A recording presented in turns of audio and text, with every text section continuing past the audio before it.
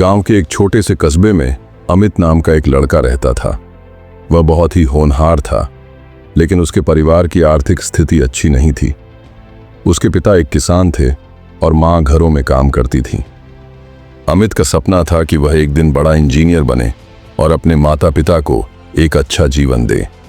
अमित पढ़ाई में तेज था, लेकिन पैसे की कमी के कारण उसे कई दिक्कतों का सामना करना पड़ता। किताबें खरीदने के लिए उसके पास पैसे नहीं होते, लेकिन अमित को पढ़ाई के साथ साथ छोटे मोटे काम भी करने पड़ते।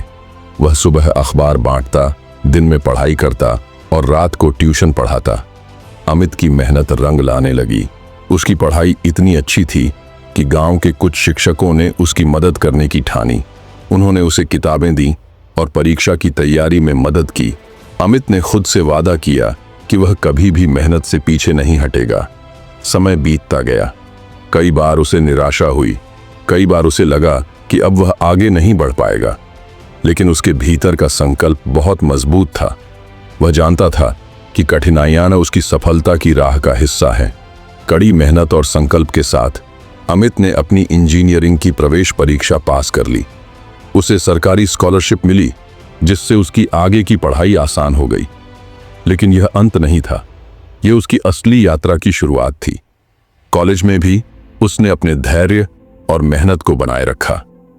4 साल बाद जब प्लेसमेंट का समय आया, तो अमित को देश की एक बड़ी कंपनी में नौकरी मिल गई।